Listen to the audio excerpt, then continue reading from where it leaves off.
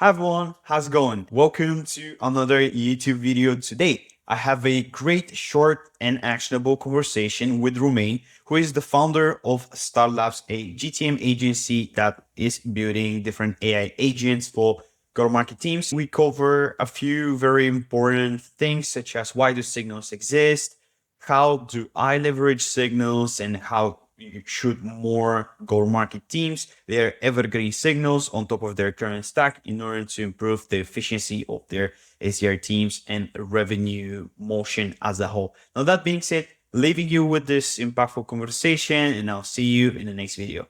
Cheers.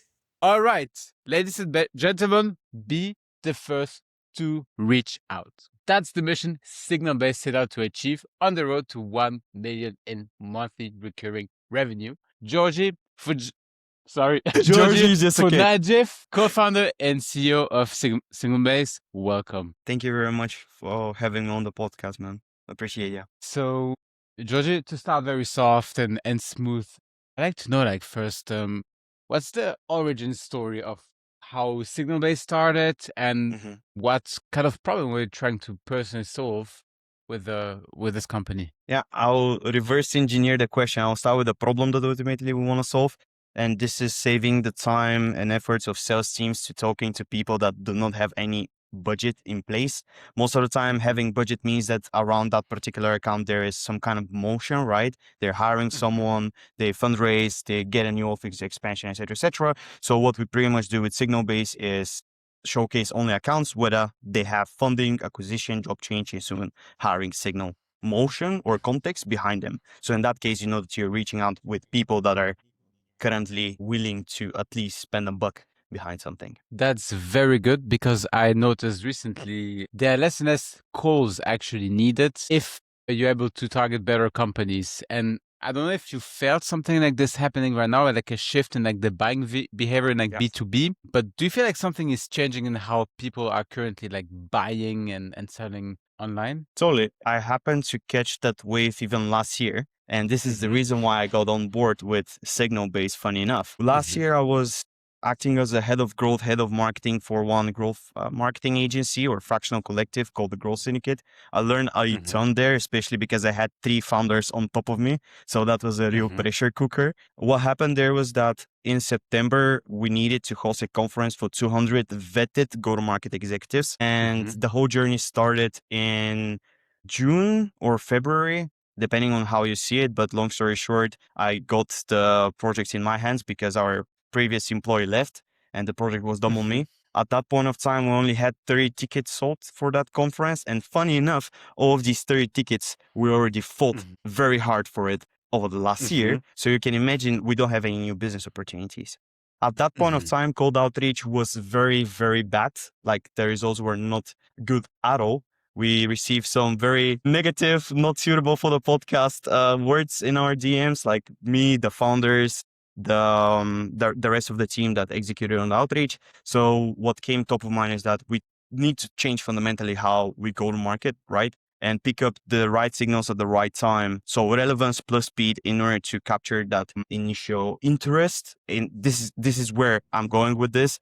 You need to create the interest and capture it as fast as possible, because if not, you're just out of context and become a spammer. So that's why it's so important to be the first one to reach out to. Totally. It's not only that, right? It's also the way how you use the initial signal as part of your copy. Because if everyone sends, hey, congratulations on your funding round, that's lame. But if you use this evergreen signal as the base layer and then you look for additional signals, then everything gets 10 times easier, not only for yourself because you narrow down the relevance element, but also because of the fact that there's so many things that you can include in your copy that will indicate that person, oh shit, like Georgi or someone else who's sending me this message ultimately understands me, right? It's not generic. So this is the reason why signals occur. I'm curious, as a signal-based company, what is your go-to-market strategy? We're experimenting a lot with it right now, a lot, in a sense of we had 3 ICPs and right now we're reverting them. Because of the fact that we got a lot of interest in our own API as a data provider to other sales intelligence tools. So right now we're experimenting with this, but then we're also providing obviously like the tooling to GTM agencies that want to improve the results for their client, and also in-house sales teams like Convert, for instance, or HubSpot or Raw, Plate, etc., etc. So that's where it gets a little bit different, but I would say we have multiple layers in there. And I like to name like go-to-market strategies or go-to-market like combos. Like video games, Mm-hmm. and like the video game Tekken. Yes, I love it. Yes. 7. So Tekken 7 is my love, yeah. voilà. And I wanted to name one of the moves that I'm planning to make a database of, the Georgi move, the Georgi Tekken combo move. So your approach was very nice. I think is like basically when someone signs up on Signal Base, that you reach out to the person actually directly on LinkedIn and ask like, hey, thanks for signing up. Is there something I can help you with? So Yeah. I really love this approach. And if you don't mind, I'm going to call this like the either Signal Base or Georgi Tekken GTM combo. Would that be okay for you? Sure. Yeah, of course. It's just fundamental POG play, right? Like you see someone who registered, and once again, speed of capturing that signal and using it directly as the relevance matters a lot for every POG founder that is out there, and they're looking to ultimately get in touch with the market better and have the opportunity to understand why someone signed up, right? Like what is the main use case to ultimately assist that person to experience your platform. This is underrated play, I would say. And it's not automated. Like I'm personally sending everything. So it's not automated, it's like manual. No. Everything is manual. Okay, whoa. And so do you have any other strategies, unconventional, like combos that you could share? Yeah. My favorite one that I've been recommending absolutely all of our users is job changes. And most of the time, people say, oh, yeah, but everyone does it. Whatsoever, what not everyone does is a 2-sequence job change strategy, which goes around the following approach. Step number 1, check the new person and try to get the idea of your tooling in there already, because normally right when they get onboarded, you have between 1 to 3 months onboarding of that particular executive, right? In those 3 months, normally in month number 2 or 3, they're already going to look for vendors. And this still goes back to your question of, hey, how does people buy? Well, the thing is, you need to stay top of mind, because when that exact moment comes in, and this is what how a marketer thinks, right? When that exact moment comes in, you're the first one to come to mind. Therefore, this is a very powerful play in the longer term, not direct ROI. When we go to direct ROI, and this is where the probability of conversion is a little bit higher, is that if you reach out to the older company of that executive, right? Because they're most likely going to hire someone, or they're going to evaluate, okay, are we actually going to continue with this current structure? And most of the times, what you can say, especially if your 2 goes around the whole premise of, hey, I save money, right? And I can help you make money, then you can literally plug this into the pitch, like, hey, you actually don't need to hire more, let's say manager levels, because I can save you 5 hires with my solution, right? And this is where it gets super interesting, I would say. Do you have a name for this move? Do you have a name for this move? No, not yet. Two-way job change sequence, I would say. So like this. But yeah. No, that's it. There's also a thing, like when we do a lot of outbound, I like to use this analogy, like give them a man a hammer and he will see everything like a nail. So we think that everything can be fixed with like outbound and outreach, right? But when you kind of zoom out and think a bit out of the box, what do you think is a good lead gen method that goes very well with the outbound? Yeah.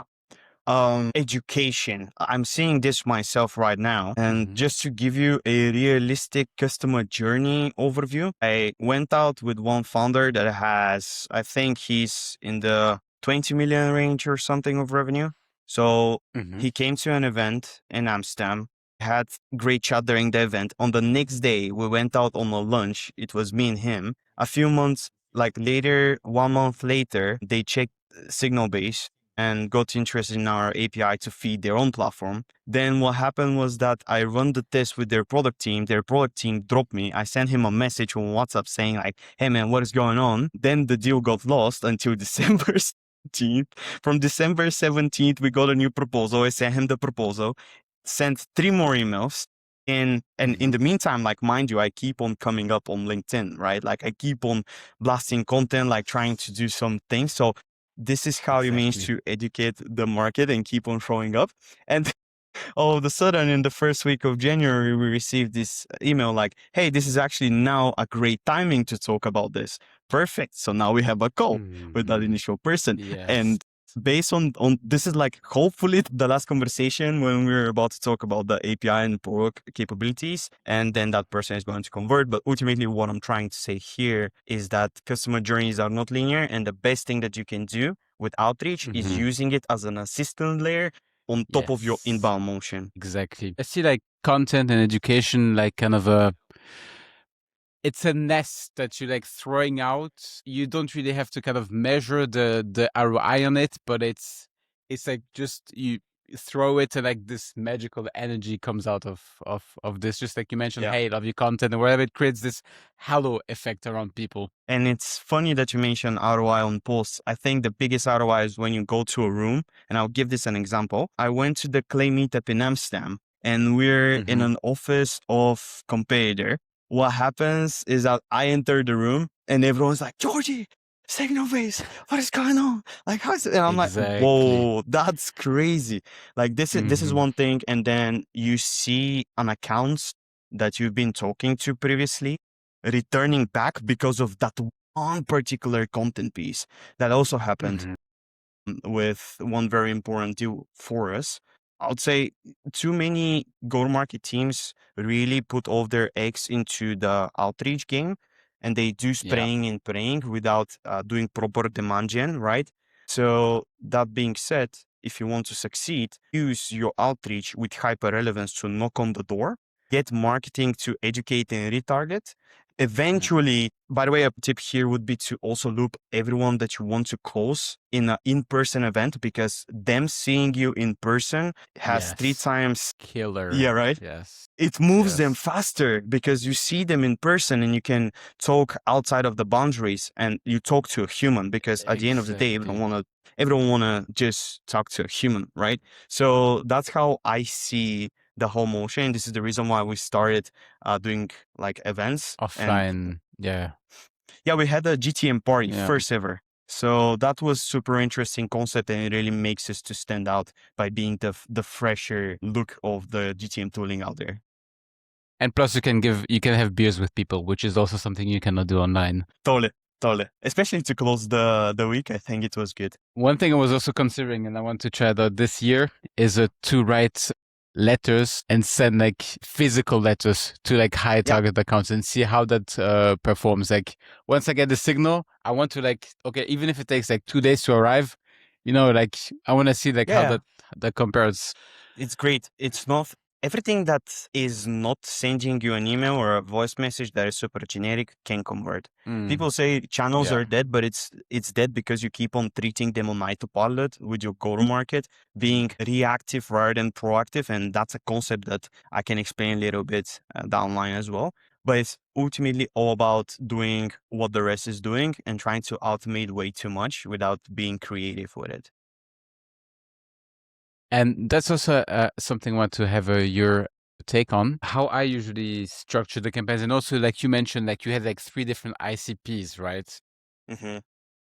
When you started out with outreach, did you directly start with signal-based outreach, or did you send something like evergreen campaign, like the more classical way, scrape, for example, like 10,000 lead gen agencies and send like 10 different messaging angles with them, and Hmm. then start sending signals? Or did you directly start from like Yeah. signals and didn't run kind of evergreen spray and pray campaigns? No, we do run evergreen campaigns, but Hmm. with a signal behind. Now, what does that mean? I do believe that you have evergreen signals that occurs to the market, such as someone get a certification from Clay. If they Hmm. have such certification in place, if they are a Clay agency, they're already in my bucket, right? So this is Hmm. hyper relevance based on signal. Based Hmm. on that one, I'll have this layer. So I have the automated evergreen layer. I also have it for competitors, by the way.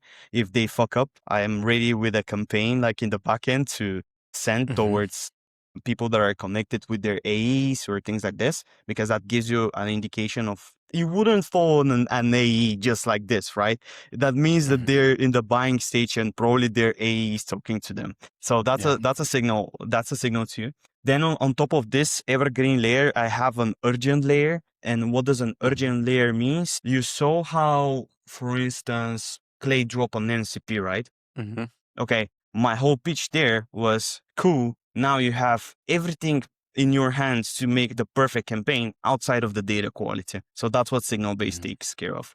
And Mhm. Mhm. therefore, whenever there is events like this that indicate particular time slots or like in a Mhm. shorter period of time, like it's not an ongoing thing, it's once in a lifetime thing, Mhm. then you need to have a little bit more manual approach and just hustle Yeah. to get every relevant SQL in there. And then on And top of that is upload. and you said also on LinkedIn, like you don't need more signals, you need better signals. On average, like how many signals do you recommend people to track? Like what's like the top Mm. 3 signals you'd advise to start tracking? Depends on your go-to-market motion. Are we talking about POG or SOG? Let's go with SOG. SOG. Okay. Well, obviously, you need to track your own engagement, like how many, who Mhm. signs up, etc., etc. But this is more on the demand gen side. Then, based on that one, I'll look for reviews just for a little bit more context, right? Mhm. So I'll go for. I set in that particular post between 5 to 8 signals, right? Mhm. 2 to 3 social listening, 2 to 3 Mhm. evergreen, and 1 to 2 or 2 to 3 again based on your own signals that you engineer. I'll go Okay. like this. But most importantly, you do need to know your own custom signal to layer Mhm. on top of that evergreen one because then Mhm. things really click. Do you think there are just some offers, something that you cannot really track? Because, for example, I had a customer. He was doing like a consulting for financial, like big companies, like financial consulting. Yeah, But it was very difficult for me to find a signal. Like, who needs now help? Like, how does a CFO right now needs help to improve his work? Because yeah. it's kind of a hidden problem that people are trying not to show. Mhm. So, is there a way to find those kind of hidden signals, or are just like some things that you cannot track online? I do think that you can play around it, but not on the top layer. So Mm-hmm, I'm mm-hmm, dropping a playbook on this literally tomorrow. How I see mm-hmm, the whole signal based engine is on layers. Number one, you mm-hmm, have like the top layer, which is called signal based prospecting. This is for you just to craft your list, right? So mm-hmm, based on that one, you use signal based or you try to like get your layer manually. But here you have evergreen signals around your signal. So, okay, around your list, sorry. Then based on that one, you start digging deeper in. And this is where I'm saying like, hey, your SDRs knock on the door in order to see whether the pain is really there. If it's not there, okay, that's fair. But at mm-hmm, least you targeted someone that is with the right context in mind. Maybe it's just mm-hmm, not the right timing. But if you get your job with marketing, then it gets easier. So then you move to the second layer, which is tracking website visitors. Here you have also social listening. Here you have mm-hmm, events. Here you have a lot more things that are in the middle of the whole journey. And it's not like this, of course. mm-hmm, I mean, it's not linear. It's going up and down. But here you have all of the signals in the world that you have in mind. And when you have that custom signal that is unique for you, such as the API documentation or checking the pricing page, for instance, then you know, oh, okay, this person is interested in that particular thing, right? So you might want to give them a call, and then you match this on top of the other engagement on LinkedIn that you have, for instance. Like what I'm trying to say is that you need to stack the mm-hmm, particular mm-hmm, signal to a degree where this account actually is ready to make a movement. And when they enter your CRM, then you go into the third layer, which mm-hmm. is, hey, do we have expansion opportunity? Or, hey, are you going to churn and we need to do something else? So that's how I would treat it. And this is exactly what I'm talking about in the playbook too. And last question, Georgie. What are your next moves? You mentioned a playbook coming out, but what are the next moves for your company? Definitely improving the product. I hope that with the new use case or with the change of slight focus, we're going to get a little bit more cash flow in the company in order to improve the product further down the line. Mm-hmm. Because as a next big move that I actually don't mind sharing is the fact that we're going to list smaller versions of our API in a Rapid API, in Aptify, etc., so people can actually get an easier access to them, and then maybe make an MPC with Clay or Anthropic and things like this. So, teams can use it, because I do believe that the future of go-to-market is going to be one giant LLM layer, and then you have these APIs that you can loop in there. The reason why we made this strategic change is because we're also bootstrapping, so we don't have any funding. So yeah, excited for the new chapter, I would say. Well, then we'll talk again next year and see how far you've come at this time. Yes, sir. Yes, sir. Appreciate ya. All right. Well, then that's it for today. Georgi, thank you very much for joining the podcast, and super excited to see how you're gonna scale up to 1 million MRR your company very soon. Yeah, you can call me accountable on that one. No worries. Bye Cool. bye.